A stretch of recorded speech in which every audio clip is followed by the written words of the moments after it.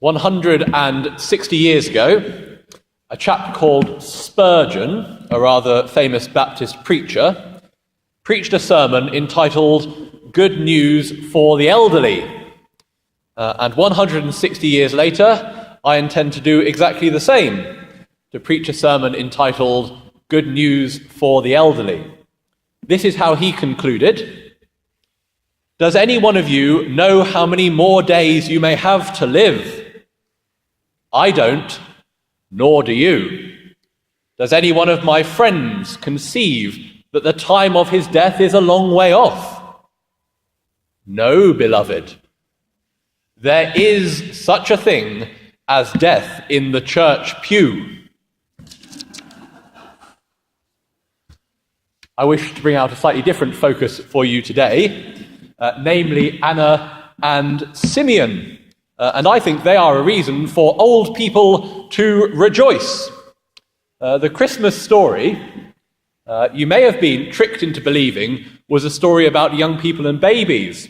But I suggest to you it was nothing of the sort. There's Elizabeth and Zechariah, too old to conceive a child, and yet they're blessed with John. There's Herod, who's been ruling for almost 40 years, although I appreciate you may not want to throw your hat in with him. And there's now Simeon and Anna, the two elderly people who recognize Jesus in the temple this 40 days after his birth. And we're going to explore their responses to Jesus. Simeon first, because he's less good, and Anna second, because she's much better. Simeon is relieved. Many of you will be familiar with his words more in the language of the authorized version because of their appearance at evensong. Lord, now lettest thou thy servant depart in peace, according to thy word. Simeon has spent so long waiting for this moment that he's relieved by its eventual happening, and he announces that he's done. This is his life's work, completed, over, finished. I can't ever admit to having experienced that kind of relief, but I have been experiencing small moments of relief recently, which must feel a little bit like what he felt, although somewhat smaller in magnitude. As you know, I can't be with you forever, and my contract comes up in June this year, so I've been applying for jobs, and there's a certain relief when you finally click that send button and you realize that the contract, the statement you've been putting together is no longer within your own power to change, and it's now sitting waiting to be looked at by the PA of the Archdeacon or whoever you've sent it off to. And normally it centers around the fact that you've been kind of prevaricating about the specific structure of one sentence or something like this. This was one I wrote the other day. I wrote, I believe that churches are almost uniquely placed within British society to be places where societal barriers are overcome. And I was looking through and I thought, yeah, that's very good. And then I stopped and I thought, you can't be almost uniquely placed, can you? So I thought, okay, instead I'll write, I believe that churches are uniquely placed within British society to be places where societal barriers are overcome. But then I thought of a counterexample to this, and I thought, well, I don't want them thinking, well, this person hasn't thought this through at all. And of course, they're just going to be scanning this over it and sticking it into the yes pile or the no pile. They're never going to be taking this much care. But you kind of get wound up in your head about these things. So I wrote it again, and I wrote, I believe that a strength exhibited by some churches, but by no means all, although it would be good if all of them did do this, and certainly not to the exclusion of all other British institutions, at which point I thought I was getting a bit wordy probably, and I went back to my original sentence. And the moment you hit that send button, and it disappears from your desktop, and you know there's nothing now you can do to influence the outcome, is a moment of quite some great relief. How much more for Simeon, who's been waiting his entire lifetime for this moment of relief. The Spirit told Simeon that he would not see death before he had seen the Lord's Messiah. And then this very day, the Spirit spoke to him again and told him, go to the temple for you will meet the Messiah there today. And when he picks up Jesus, he says, great, now I can die. And I just kind of imagine the Spirit face-palming and thinking, that was never my intention in telling you that you would see the Messiah before you died. The Spirit told me he would see Jesus before he died, not that he had to die as soon as he had seen Jesus. And you feel like, come on, surely, Simeon, you can think of a better response than, right, that's me, I'm done, I'll be off then, see you all later, guys. Perhaps this is what Spurgeon was thinking of when he reassured his listeners that there is such a thing as death in the church pew. But you would think that Simeon would know better, because after all, the text seems to indicate that he was the officiating priest at this rite. But he doesn't go and tell everyone else about the amazing things that's happened. He doesn't preach and spread the good news as he ought to. And just as it's true today, so it was true in the first century too, that the work of evangelism, of sharing the good news, was done not by the priest, but by the congregation. Whilst it took the action of the Holy Spirit to get Simeon to turn up in the temple, Anna was already waiting there. We've been running a 7:30 a.m. morning prayer on Tuesday for commuters who want to come in and have half an hour's time of peace and of worship and prayer before they head off to work. And let me tell you, it's only the work of the Spirit that gets me here at 7:30 on every Tuesday morning. But every week that I turn up, to my shame and also much to my gladness, my very own Anna is waiting here, always with the church open and ready to pray. The congregation setting the example for the priest. Now let's have a look at Anna. Luke spends quite a long time talking to us about her age, but with some ambiguity. The Greek text literally says she was a widow of 84 years, which you can interpret in one of two ways. Either in the way that we heard in the translation that the NRSV offers this morning, that she was 84 years old when we catch up with her, or you can interpret it to mean that her widowhood has lasted for 84 years after the moment that she was widowed. If that's the case, then she might have been something like 105, if you guess that maybe she was married at the age of 14, which would have been a fairly common age for marriage at the time, widowed at the age of 21, poor woman, and then she meets the Holy Family 84 years later, having been in the temple ever since, praying and waiting for this moment at the age of 105. We also get told that she is the daughter of Phanuel, mentioned for the sake of his name. We don't know anything else about him, but those of you who were here yesterday at the Old Testament Live event will be able to tell me at least a little of the translation of Phanuel's name. El is God, and Phanu means face.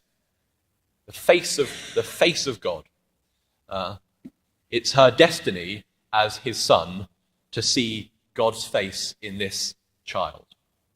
And he mentions to her tribe, the tribe of Asher, and I know that all of you who were here yesterday as well can now list me off with no problem the 12 tribes too, and I look forward to testing you on that later. As a person whose tribe is named in the New Testament, she's one of a very few characters who are given that honour. That gives her some heavy-duty Jewish credentials. And she's also given the title prophet, and that puts her well ahead in the pecking order from the lowly priest Simeon. And Anna is much more upbeat than Simeon is about this amazing encounter. She sees this as a new beginning in her ministry. Despite the fact that she's 84 or 105, she's ready to begin another round of missional proclamation.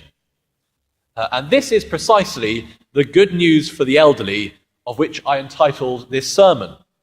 The good news is that if you're 84, or if you're 105, or if you're somewhere in between, you might just find yourself called upon by God to proclaim the good news of salvation. And if you're 83, keep your diary clear for the next year. And watch out, because, as they say, life starts at 84. We shouldn't be surprised that Anna is better than Simeon, because it's quite in keeping with Luke's Christmas story. His story is full of these, what would have been at the time, surprising reversals of fortune and of roles. He has outsiders becoming more intimate associates than family members. He has women playing more active roles than men. And in this way, he's preparing us as we read through his gospel for what will come through his gospel and through Acts, where the least, the last, and the lost will become in Jesus' kingdom and in his coming the most, the first, and the found. Just think about the stories that we've already heard this year. Elizabeth and Zechariah.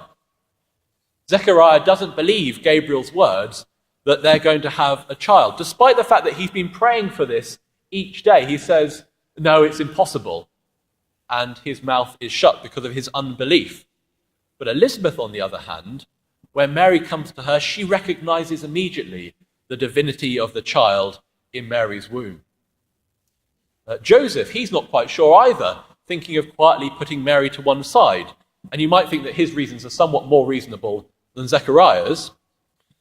But Mary, on the other hand, responds immediately to God and his calling on her life with yes. And today, Simeon says, thanks, I've seen all that I wanted to see. I can die now in peace. And Anna says, thanks, I've seen what I wanted to see, and now I can tell everyone. And what's wonderful, I think, about these stories and the inclusion of all of these older and elderly people within the Christmas narrative is that it speaks to us today quite strongly against the cult of youth, of beauty, of power that's splashed all over our media and all over our advertising. Even when you do see images of people aging well, as far as I can tell, that just means people who look younger than they really are. There's a film I watched a couple of years ago. It's a French film called Intouchable. It's a wonderful sort of comedy, romance, feel-good film. It's got two main characters. One of them is called Driss. He's a young black man from the projects, and the other is a quadriplegic called Philippe, who's a very rich, white, French, sophisticated man. And Driss turns up for an interview to be Philippe's carer. He doesn't want the job, he's just turning up so that he can get his papers signed, so that he can go to the job centre. And amazingly, Philippe says, yeah, I'll employ him over the much more conventional carers. And they end up forming a sort of deep friendship, even if Driss's caring style is somewhat unconventional. There's a scene where, for Philippe's birthday, a whole classical music ensemble has been brought in to perform privately for him in his living room. And Driss decides that this is jolly dull, and instead he plays Earth, Winds and Fire's Boogie Wonderland at the top of the speaker's range to drown out what he thinks is this dreadful whine from the orchestra. And it goes on like this, with him taking Philippe hand gliding, and with them calling in masseurs, and it's a kind of feel-good, happy film as their unlikely friendship blossoms. And it turns out at the end that it's a true story. And when I found this, I Googled the people in it to find out what the story of the true story was, and what the bits from just the film were. And I found out, the first thing I saw on Google was a picture of the two people involved. And Triss, it turns out, is not this young, muscled Adonis that he's pictured as in the film. Instead, he's this sort of pot-bellied, middle-aged man. And Philippe has none of the style and the kind of stately handsomeness of the actor who plays him. And I was kind of upset. Isn't that a terrible reaction? I was upset when I saw that. I wanted the real story to be better looking. I wanted it to be more ideal. I wanted it to be younger. I wanted it to be more perfect. And I was kind of annoyed that it didn't measure up to the fiction that I'd so much enjoyed. Such is the power of the media that we consume to warp our minds, that the truth of this loving relationship was somehow, to me in my initial reaction, less good than the fictional one. And that's what I think is the good news about there being these older people represented in the story of Jesus' birth. It's a counter to the bombardment we get of younger, more beautiful, more powerful is better. I'll leave you with some words of Pope Francis, who recently encouraged some older people that he was meeting with, saying, "We are able to remind ambitious young people that a life without love is barren life. We are able to say to young people who are afraid that anxiety about the future can be overcome. We are able to teach the young who are overly self-absorbed that there is more joy in giving than there is in receiving." Amen.